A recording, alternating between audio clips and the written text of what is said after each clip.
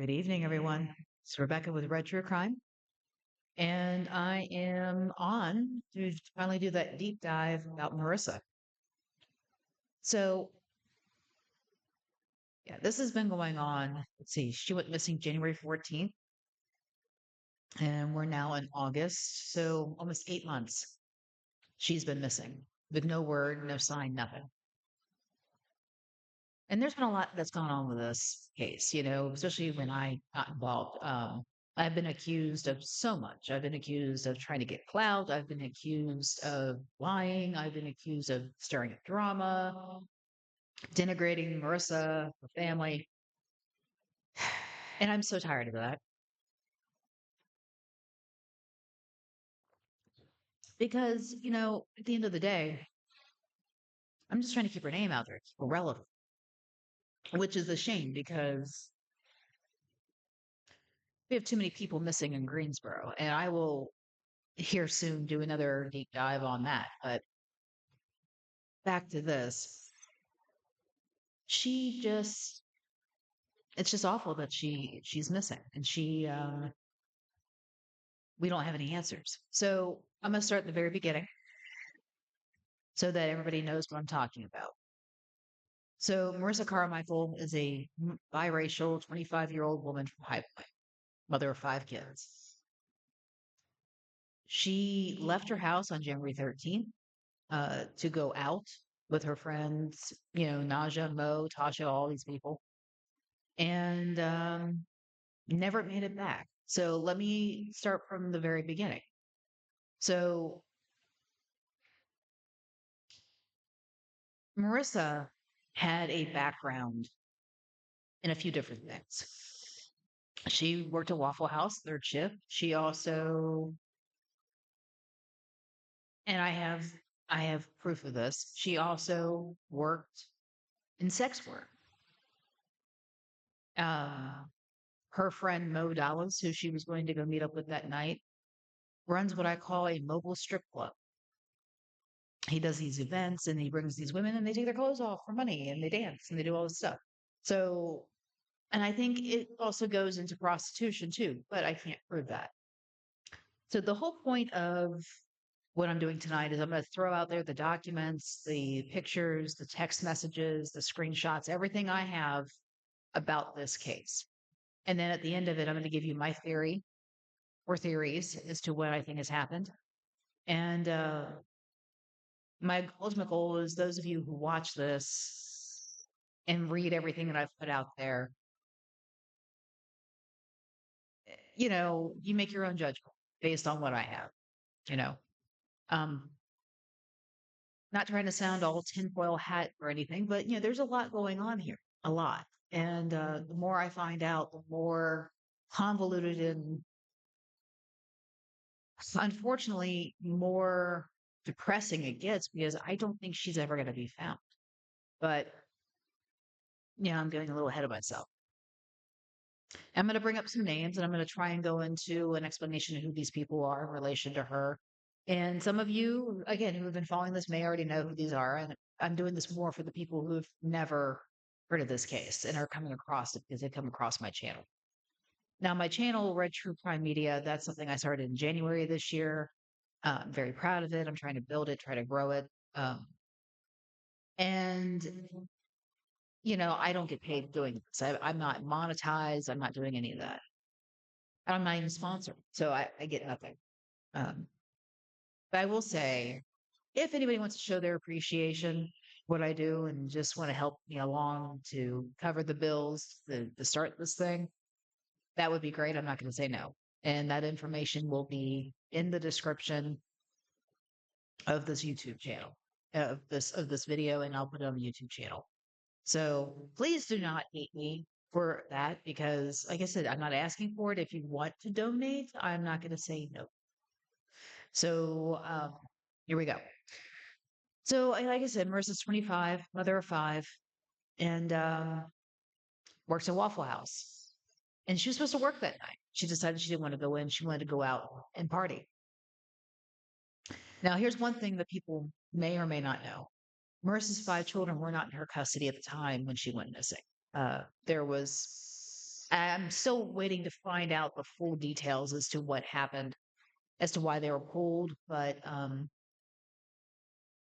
the children weren't in the custody of her for a few months by this point. So she decided to go out, and she had a conversation with her friend Mo about going out. Now, why this is important is when she went missing, her mother, Sarah Carmichael, went on all the social media sites and anybody who would listen to her. I made it clear my daughter was lured out. This was a plot. She was set up. They took her. They're trafficking her. This is her theory. And based on the evidence that's out there, I don't believe that's the case.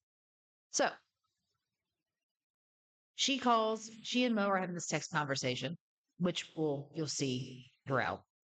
And they're making plans. She's like, "Hey, do you know of a hood Uber?" And so she gets a hold of her cousin Tasha Poplin and makes arrangements for Tasha to pick her up. Meanwhile, Naja Miller, who is a friend of hers who works with her at Waffle House, who's been living with her for like the last year, decides to catch a ride with them into Greensboro. Now they stop off and pick up some pills from a guy, a wheelchair, and his picture and all that will be posted as well. And I believe the pills were Xanax. I said that's why I understand that was her drug of choice. And they go on into Greensboro and they stop off at Mo Dollah's house on West Market Street. So she's there for a minute. And according to Naja, Mo and Marissa were fooling around. So she's like, "I'm not staying here for this." She calls an Uber and she goes over to her boyfriend's house. And that's kind of it for Naja for the moment. So Marissa and Mo decide to go out themselves, and they go from there to I believe, a pool hall on Florida Street. Only there for a bit, and then they go from there to the 117 Sofa Bar and Lounge, which is on Green Street, which is downtown Greensboro, and that's where they stay for the remainder of the night. Now, meanwhile, while she's there, she's having a text conversation with another gentleman, the guy who goes by the name of Jersey Moneybag. I believe his real name is Antoine Green. They're talking about setting up plans for after the club. Now, after the club, there is a thing called a 2 to 6. Now, those of you who don't know what that is an after party elsewhere offsite bar. And they go there and they are, well, here's the thing. He picks her up at the club. Now, there is a girl who's part of Marissa's little group that was there. That's one of Mo's girls. And she asked her, like, "Are you good? Do you know this guy?" She's like, "Yeah, I know this guy. We're good." So she leaves with him, leaves with Jersey, and they end up at the Airbnb on 444 Gorell Street, which is minutes away from 117 Sofa Bar, maybe like 5 minutes away. And no one has ever said they actually saw Marissa in the Airbnb. Now, people have said they saw her in the car, in Jersey's car with Jersey going around, but never saw her inside the Airbnb. And at some point, Marissa and Jersey get into an argument, and he drives her from the Gorell Street to the Exxon on Elm, 809 Elm Street, and leaves her there. They get into an altercation. He throws her out of the car. He says, "Just go in the store and buy some stuff." And while she's in there, he throws out her purse and everything that holds onto her phone. So she's in there. She comes back out. She sees her stuff on the ground. She doesn't have her phone. She's freaking out. She goes back into the gas station and calls 911. Actually calls the non-emergency number.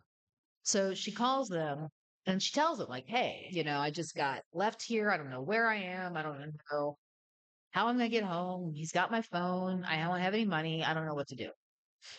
So the operator's like, "Okay, we're going to dispatch officers to you and see if they can help." And again, I'm surmising this conversation because there's a few other words, but you're getting the gist. She is confused. She's tired. She's mad. She wants to go home.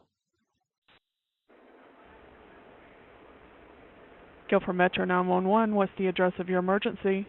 Miss Mel, I needed to contact to the non-emergency number.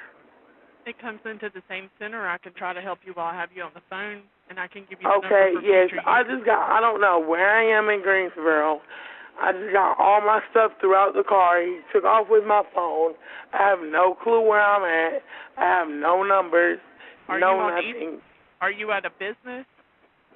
I am at a store, yes. I'm at a Synergy. Are you at an Exxon? Is It this looks an like you're at Exxon? 801 East Market.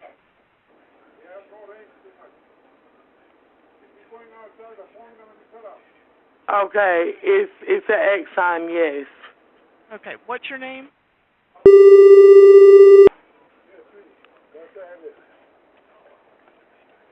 Are you hurt and needed an ambulance? No, I'm not. But I mean, like, he told me to come into the store and grab some shit and, like, took off on me. And I don't know where I'm at. I'm in the middle of Greensboro. He took my phone. I don't have my phone. Yes, back to my house. All right, what are you wearing so officers can identify you No, he when they took get my there? shit. You said what? What are you wearing so officers can identify you when they get there? I'm wearing some blue jeans and a white shirt with some yellow sneakers. That's not going to help my problem, though, ma'am. I'm stuck all the way in Greensboro, and I don't know where I'm at. Okay, you just told me you're at an Exxon. Yes, but Okay, in order for me to get back home, I don't have any of my contacts. Okay, I'm going to send an officer out there to see if they can help you in any way. Okay. All right, they'll be there as soon as possible. Okay, thank you. Uh-huh. Another gentleman walks into the gas station, a guy by the name of Sean Lely. Not a great person, but not a sinister person. So she gets in the car with him, and he allows her to use his phone to call people. And she's calling through Messenger to everybody, to Naja, to mom. She's calling people. And finally gets a hold of her stepdad. And he hands the phone to Naja, and she tells Naja, hey, how do I get a hold of Jersey? He's got my phone. And she said, oh, Jersey's good people. Sean's good people. I don't know how to get a hold of Jersey, but whatever. I'm not sure how to get a hold of him, but I'll see you later. Now, per Naja, Marissa doesn't say at any point that she's in danger, she's worried, nothing. And this is about 5 in the morning when this conversation's happening. Not at any point is she saying she's not showing any signs of distress. Now, this is why this is important. Because when Marissa went missing, Marissa's mother, several hours later, notices the missed phone calls on her phone and calls the number back. And it's Shawnee Lely's number. And she was like, where's my daughter? And that's when you're hearing, oh, she went to the store. Oh, she's sleeping. Excuse after excuse. Now, I don't know why, this happened or anything, but Sarah was convinced that Sean had kidnapped her daughter, was going around telling people, Sean's a kidnapper. Sean's a kidnapper. He took Marissa. Da, da, da. There's even text conversations where she's saying to him, and it's weird, it's random as hell. He's like, if I see her, I'll let her know, I'll have her call you. She's like, if you let her go, this is what Sarah says to Sean. If you let her go, we won't press charges. She won't say anything. She won't rat you out. I just want my daughter back. Kind of weird how it went from how it went. So, yeah, so there's that. Marissa's missing, no nothing. And this is on Sunday, 14th. By Monday, the 15th, we're hearing about her being missing. Actually, I should take that back. By the 16th, we're hearing about it on that Tuesday. I mean, it blew up all over the media. She's been taken. We don't know where she is. These guys took her, blah, blah, blah, blah. And I was watching it, the coverage, and I saw her picture, and she was a very pretty girl. And it gave me vibes of something's not right here. Was she in prostitution? I mean, no one mentioned this. I just kind of it just yelled at me that way. Could she have left on her own? Did she have disappeared? 5 kids. Hell, I have 3. There are days I wanted to disappear. So, any of this is possible. And as the case went on, Sarah, her mother, was just going out of her way to keep people from helping. I only want the people I choose to help. That doesn't make any sense. Why do that? Allow everybody to help that wants to help. And there was one gentleman that we still to this day do not know who this is, was shutting down the by Marissa Carmichael groups on Facebook, just shutting them down. Oh, the detective wants to shut it down, shut it down. And most of them did shut down. There's only a couple left. And it was at the end of January is when I decided to start this channel. I didn't do my first video until February, but started the channel at the end of January. Because I'm just watching the coverage and just none of it made any sense. So the theory is from Sarah Carmichael that Marissa was set up by Naja because Naja would do anything for her money and do anything for her boyfriend, which none of those make any sense because how does she get paid? If she's paid, then why? None of it made any sense. And why Sean and Jersey want to be involved, I have no idea. So the police interviewed Shawnee Leely and Jersey Moneybag, Antoine Green, and they've declared them not involved. They said Sean's a witness. That's it. Nothing else. They have checked on him and checked on him and checked on him. But yet Sarah is sticking to this sex trafficking story. And they start going to hotels. They started, questioning people. So they saw Sean trying to kidnap a young girl into the car to lead her into the life. I mean, there's just been so much going on. And then we start getting all the random tips, She is being trafficked. Somebody got into her Facebook account, was begging for money, saying, if you pay the money, they'll let me go. We had somebody who tracked it down to Georgia. She wasn't there. Um, it's been crazy. And I know I'm jumping all over the place, but this is just bizarre how this all worked out. We've been following every lead. Group I was in and I, we've been following every lead that we could. Sorry, long day. But no traceable. I have a meeting with the detective on the case, Detective Denny, myself and a compatriot of mine. Went in there and asked him questions, and we gave him some information. He gave us what information he could give us. And, I started running down some names for him. But before I get into that conversation, one person I have not brought up is Smoke. And that is Marissa's baby daddy. He is supposed to be the father of the youngest 4 kids. On January 16th, Marissa had a court case with him for child support and medical support and all kinds of stuff. It all got dismissed because she didn't show up. Could that be a motive as to why she disappeared? I don't know.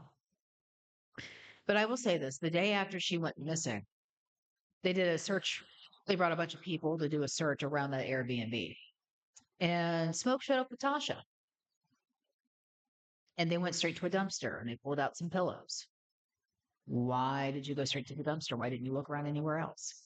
And they did say, people who were there did say that when they went into the Airbnb, it reeked of bleach. And that the cleaning lady there was nervous and said this was not like this before. They did find some sheets that had some spots on it. Now the police say it's not blood, but it looks like blood to me. I don't know what to say about it. So there's sheets and there are pillows, and they're saying neither one of them are connected. A shovel was found behind a property close to the Airbnb that had some stuff on it, but now that's been proven to be rust, not involved. So there's that. But let's do a deep dive on some of the people I've mentioned so far. So you've got Naja Miller. Naja's a friend of Marissa's. Naja works at Waffle House. Naja has a little boy. Naja is a drifter. Since this case started, Naja has not wanted to say one word about any of this. I've talked to her twice. Girl's terrified. And it's kind of hard to to get her to say much more, but you can tell she's scared. She knows something. Naja's boyfriend, this is where the boyfriend thing comes into play. Naja's boyfriend has a massive criminal record. Also is convicted sex offender. So there's that. He also is friends with Shawnee Lee and Jersey Moneybag, which is how they were introduced to Marissa in the first place. Now, Shawnee Lee, let's go switch over to him. He did some federal time. He's a ex-Navy guy, did some federal time. If you put his phone number in, a bunch of escort ads come up. So he definitely is someone involved in the sex trade. Whether he's a pimp or whatever, that I don't know. So, but Sarah has made it clear, and this is like one of the first things that was a red flag to me. Made it clear. Oh, he was stalking my daughter. I'm like, okay. Oh yeah, he would just show up at the Waffle House all the time and see her and what. Like, okay. So here's my thing. If Shawnee Lee is a stalker and Marissa knew he was stalking her, why did she get in the car with him? Riddle me that. She wouldn't. Where the stalker theory goes out the window. Number one. So that's another thing that's been debunked. So let's see. We talked about Jersey. I don't know too much about Jersey. I know he's from New Jersey, and he's part of the Pyro gang, which adds another complexity to this whole thing. Because the more I started reporting about this case on YouTube and whatnot, the more threats I was getting. I was being called schizophrenic. I was getting called insane. I had people threatening to kill me, and it's been crazy, no doubt. Sorry about that. I was trying to eat the rest of my waffle and drink the rest of my crazy for coffee animal mug. Mm. So yeah, back to the stalker thing. Yeah, I mean, I don't think Sean's a stalker because, like I said, you don't get in a car with the stalker, and that's the other thing. He let her use his phone. Stalkers don't do that. If their intent is to get you and grab you and take you somewhere and whatever, why would he let her use the phone? That doesn't make any sense. Now, Mo Dallas, his real name is Jamil Malik Ishmael. He's somebody that's very interesting. Definitely has some underworld ties. Definitely. And he's dealing with women, that kind of stuff. Got a lot of backing. So definitely has some underworld ties. And then you've got I told you about Jersey with his Pyru gang ties. And also Smoke, the father of the youngest four kids, also has Pyro gang ties. And Pyro gang is, I guess, a division of the Bloods. So there's been a lot of that. Now, Sarah at this point is making all kinds of interviews with the news. Her sister, her daughter Emma's also there. Emma's an interesting little sort because she's the younger sister of Marissa. She just turned 18. And the more you hear about this family, the more you question some things. Like, why were the kids taken? And we've heard different things of, oh, the house was dirty and, they couldn't keep the kids fed. No, there was that. There was also the history of domestic violence between Smoke and Marissa. Um, there is the drug usage. There's the accusations that Marissa was turning tricks in the house and drugging the kids so she can do so. So I'm not sure what the real reason is why these kids were taken, but none of it looks good. None of it. So there's that. So as more people go out there and they start talking about Marissa and looking for Marissa, you get more people with threatening things. You got the Lipfords, Carolyn Flowers. They started their missing person foundation, which has been crazy, and they're legit trying to find. They're doing some things, but I think the craziest person of all that's got involved in this case is Jay Daniels, whose real name is Jerome Felipe. Sarah was doing a GoFundMe back in January, like a day and a half after Marissa's missing. They've got a GoFundMe set up for 10 grand, trying to hire a private investigator, which I thought was odd. Like the cops even had a chance to even do anything, and you're already hiring a private investigator. And then we saw another one like a month later, and it was set up by this guy named Jerome Felipe. I'm like, who the heck is this dude?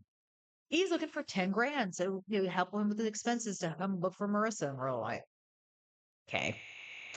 So see, I had the meeting with the detective in April, and we started talking about everybody involved. And I asked questions. He said, nope, not involved. No comment on that, but not involved. And then Jersey Moneybag, same thing, not involved. When I brought up Mo Dollars, he said he'd never heard of him. Nausea, he said, he talked to her, not a whole lot came out of her. Same thing with Tasha Poplin. And then we get to Smoke. I asked about Smoke. Could he be involved? Because let me say this: when a woman goes missing, actually when anybody goes missing, one of the first people they look at is the spouse or significant other, or a recent ex, something like that. Which is why Smoke is like the first person you think of, because they had a very contentious relationship. He made many statements saying he wished he'd never met her.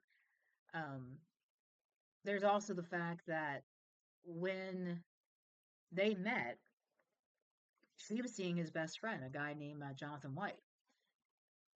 And there are some civil cases. There was a civil case between Marissa and Jonathan where she destroyed some property and he filed charges against her. Then the other thing I want to talk about is the fact that these guys are so much older than Marissa too. Like Jonathan was like 10 years older and he got with her when she was like 16 years old. Like what the hell? And unfortunately, Jonathan, because of the contentious relationship he had with Marissa, he got shot and killed. And some people say she was involved in why that happened, and some people say not. I don't know. But it was right after, or right before he was killed, she got in with Smoke, and they were doing their thing. And that's the other thing. Smoke is like 16 years older than Marissa. So she's 16 and he's like in his 30s. What the hell, people? Like, Sarah, what the hell are you thinking? Letting your daughter date men that are way older than her like that. That's just never good. But speaking of recent exes, she was dating another guy named Justin Osmond, and he actually worked at Waffle House. And this guy is ridiculous. He's got felon behavior written all over him. He went away for breaking and entering. Um, he was very possessive. And the other thing is, he was engaged to someone else while he was screwing around with Marissa. And I want to say their relationship came to an end in December of 2023, which is basically like a month before she went missing. Because he got pulled over. Well, he was evading and eluding the police, and she was in the car. And apparently, Sarah was unhappy that Marissa was with this guy. So I don't know. Also, Marissa had a domestic issue with Smoke in December of 2023. That was a lot of mess. Also, they had another issue, domestic issue, where they got into it and she called the cops and he got busted up at the kid's school with a whole lot of drugs in his car. So there's so many things going on here where Marissa's involved and people have a reason for her to disappear. Like, Smoke has child abuse charges on him right now, currently. And there's been speculation, or I've heard from people that Marissa was going to testify against him, and that would have been bad because this guy's got like 10 kids across like multiple women, 4 with Marissa. And now I'm hearing, oh, he's a good guy. I'm hearing this from Sarah. He's a good guy. He loved Marissa. He loves his kids. He's a good dad. Okay. If he is a good dad, why does he have child abuse charges on him? One. The most consistent story I've heard as to why the kids were pulled away.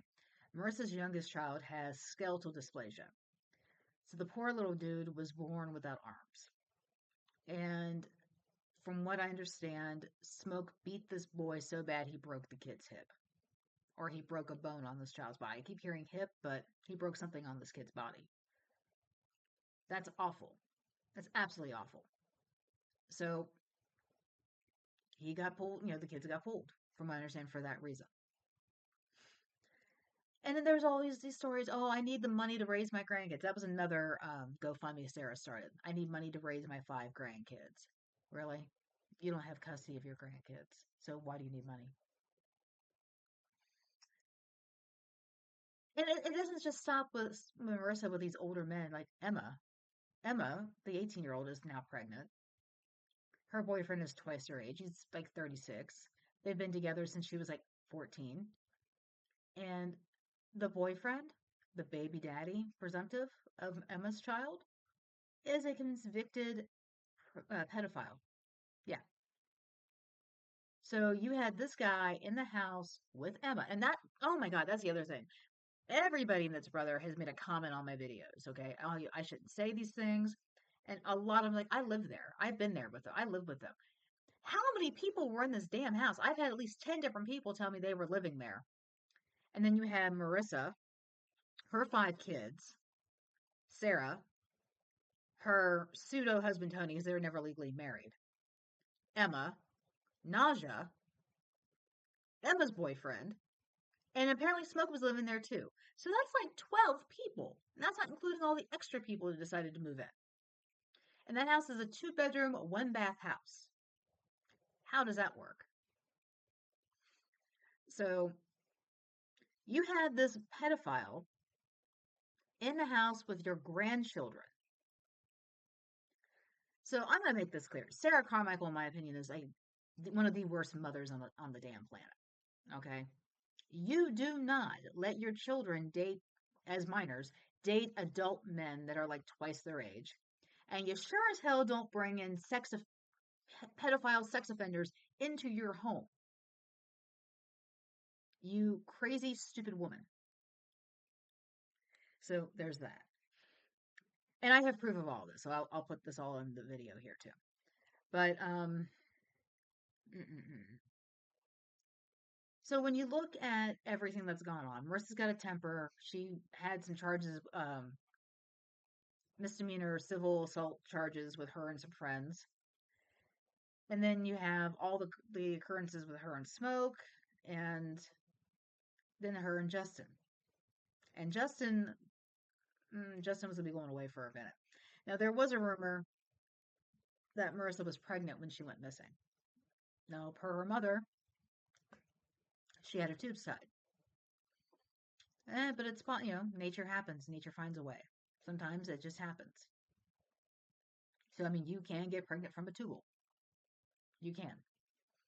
And the last picture of her in the gas station, the way she's standing, the way her belly looks, she looks pregnant. I'm sorry, she does.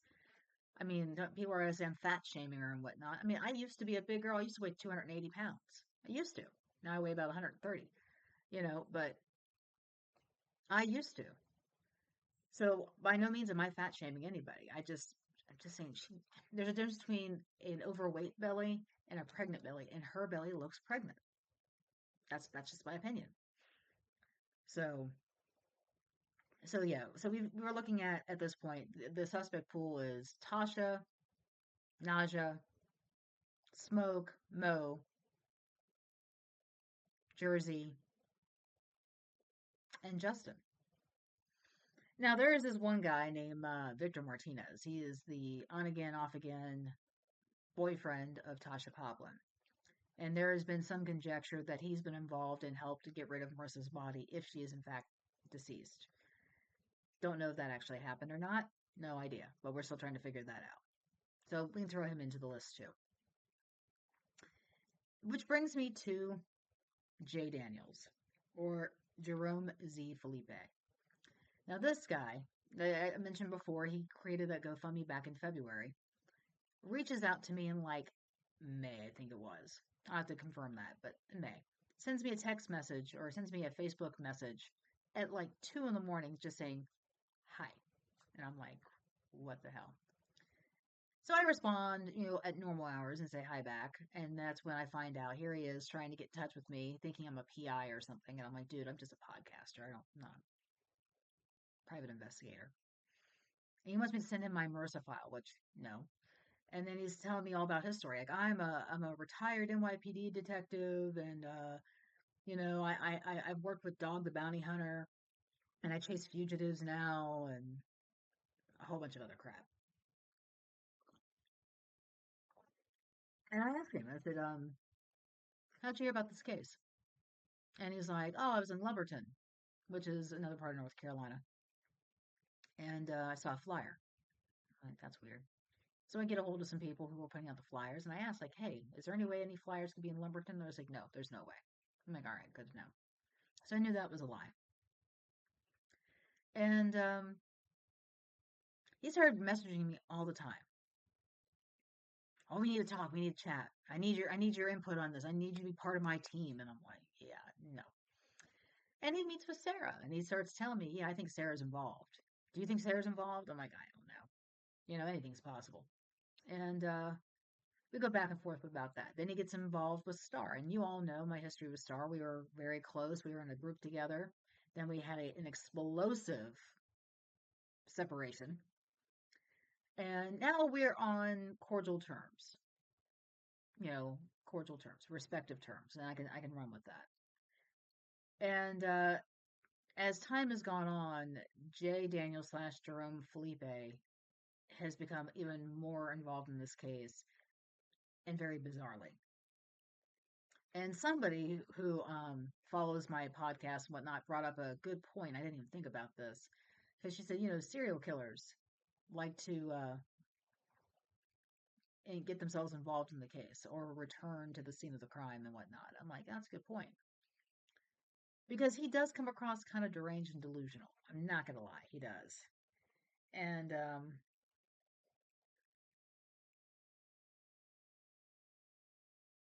it's been crazy dealing with him because his ranting and ravings are insane. And I did a video on this earlier today, and I put it up on YouTube. So if you guys want to see that, it's already on YouTube. It's called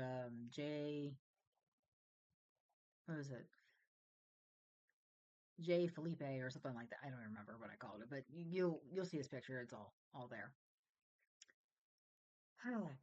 So we've talked about Victor. We've talked about Tasha. Now Tasha, oh yeah, I didn't really go into Tasha. Tasha is a cousin, a distant cousin to Marissa through Marissa's mom, Sarah. Tasha likes her drugs, and Tasha's kind of crazy. Her relationship with Victor is explosive on multiple levels. Crazy how that all works out. So, one of the rumors we heard throughout this case was that Tasha was being paid by Smoke to keep tabs on Marissa. And then that is why Smoke knew where Marissa was that night. The other thing we were told by Sarah was that Smoke had sent Marissa money to get home, cash after, but no receipt's ever been provided. No proof of that has ever been sent. So don't know if he ever did that. But the one thing I've been called out about is a liar about the receipts. Where are the receipts about her sex work? Just because she never got busted doesn't mean that she wasn't doing it. Like I said, I've gotten some stuff from people, and it's all very, very graphic. So I won't post. I mean, I can post like one or two things that are not graphic, but everything else is just too graphic. I can't post that. It's no. So now we can throw Jay Daniels, Jerome Felipe into the list too of suspects. So let's go back down the list. We got Mo Dallas, we got Naja Miller, we got Shawnee Lely, Jersey Moneybag, Victor Martinez, Tasha Poplin, Justin Osmond, Jay Daniels. I'm sure I'm forgetting somebody. It'll come to me later. Oh, and Smoke. Yeah. So that's everybody we've got on the list. Now, if we look at everything that has come down the pipe. Oh yeah, I forgot there was that rumor too. We just heard recently that she's off Franklin Avenue in High Point. She's, I guess, tricking. I have no idea if anybody's gone to check this out to confirm it. That I do not know. So there's that as well. So yeah, so there's been sightings here and there. I got a random Facebook Messenger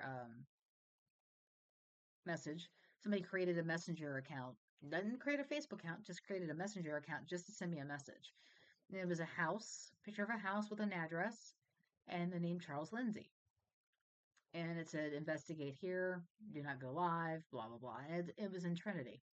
Now, Charles Lindsay is the actual name that Smoke goes by, but his actual government name, as they say, is Gamel McIntyre. So this guy has a street name, an alias, and a government name.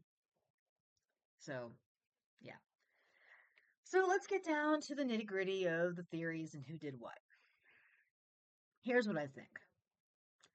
I truly believe, and I hate to say this, I truly believe that Marissa's no longer here, breathing. I think that night, whoever she went off with after she left Sean, I think that's when it happened. We've heard the theories that she was gang SA um, and left for dead. We have heard that she was sold. We have heard that she ran off. We have heard that Sean is holding her against her will in some hotel somewhere here in town. These are all the theories. But here's what I think. One of two scenarios has happened. I think when Sean, she got a hold of Sean, not Sean, I'm sorry, Marissa got a hold of Smoke to help her out. And I think when he saw her get out of Sean's car, he lost his mind and went too far. It can happen to anybody. And that everybody else was involved helped cover it up. Because, like I said, somebody knows something. I think Naja's the linchpin, personally, but somebody knows something. Option B is Justin Osmond did it. Because another theory or rumor we heard was that Smoke paid him to take out Marissa. Because she was going to testify against him in court with the kids. And it was going to be a whole thing. So he took her out. I don't know. Either theory is possible. But throughout the video, you're going to see court documents, text messages, whatnot. And then you're going to see everything at the end, just kind of read through it, because most people who go missing, this is what happens. I mean, it's somebody they know who did it. It's very rare to go missing by a stranger. It really is. And when I asked the detective about this, like what his theory was, I said, is it possible she's being trafficked? And he said, no, I don't believe so. And I said, why? And he goes, there's been too much publicity about her, too much, she's too high profile. He said, so no, it would not benefit them to sex traffic her. I said, okay. I said, do you think she went out on her own? He said, she didn't have the money to do that. Not a dime has been spent on her cards. Nothing has happened. It takes money to disappear. She didn't have that. And that only leaves one conclusion, that she's no longer breathing. But when I ran down the suspects, and he said he didn't know who Mo was, Sean had been cleared, Jersey had been cleared. He even said Justin Osmond had been cleared at that point. And I brought up Smoke. He said all that, and this man should never play poker, because he looked visibly agitated when I brought up this guy's name. But he said all that guy gives a damn about is those child abuse charges. He has not asked about Marissa one time. That's telling. It really is, in my opinion. So, but I think either Justin took her out because she was in the car with him in December and he was about to do some time and she could testify against him, or Smoke took her out because it was going to cost him money with the child support and God knows what else that they had going on. Third alternative is she saw something she wasn't supposed to see. Because when you start running with people that are affiliated with the Bloods or the Crips, those type of gangs, or you affiliate yourself with people who basically promote prostitution, that's a very high risk lifestyle. And you could come prey to people with nefarious ideals. So that's what I have right there, y'all. Those are my theories. Either she saw something she wasn't supposed to see. Oh, I have a fourth one. Or someone from her past, like maybe somebody from the Jonathan White family or friend, blames her for what happened to him and they've come back and exacted revenge. That is also possible. People do wait years to do things. So either Justin did it, Smoke did it, or one of the other two scenarios.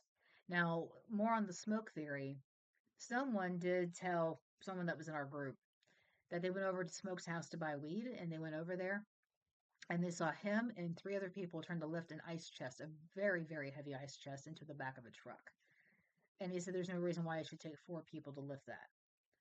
So there's a theory that Marissa was in that ice chest and that she's been thrown into the river somewhere in Trinity, which would explain why I got the message I got about that house. But from what I understand, that's a dead end lead. I don't know. I don't know if it's ever been thoroughly searched like it should, but it's a dead end lead from what I understand. So that's everything I have on this. Like I said, I will add the documentation and the photos and everything. And again, thank you so much for supporting this channel and for listening. And like I said, I will have my icons listed in the description if you ever want to show your appreciation. But please share and subscribe and click the bell when you see, that way you get notified when new stuff's coming up, and comment, let me know how I'm doing or what I can do to improve. And God help us when it comes to Marissa, because it's been too long. I would love to know what happened to her. So thank you again, everybody. This is Rebecca with Red True Crime. Be weird, be rude, be safe, y'all. Bye.